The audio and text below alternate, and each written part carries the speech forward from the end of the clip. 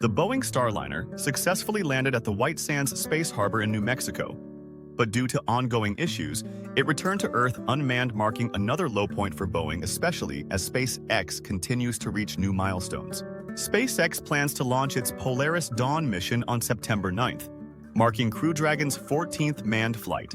This private space flight that will not involve NASA in either crew or mission and will attempt to reach the highest Earth orbit since Project Gemini in 1966. SpaceX will manage the mission on behalf of Shift4 CEO Jared Isaacman, who is responsible for securing funding for the $52 million Polaris Dawn mission. Isaacman is also expected to perform most of the spacecraft's flying due to his long experience as a pilot.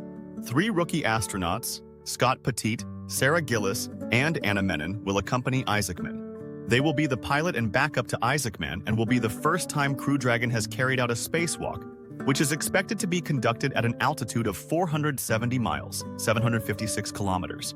The mission also marks the debut of SpaceX's new extravehicular activity, EVA spacesuits, which are an upgrade from the current intravehicular activity spacesuits used on all other Crew Dragon space flights.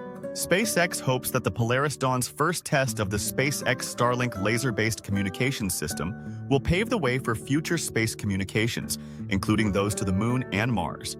The mission goes beyond the exhilarating experiences of Blue Origin's New Shepard launches, as it incorporates real-world practical applications and exposes the crew to increased risks during and after the flight.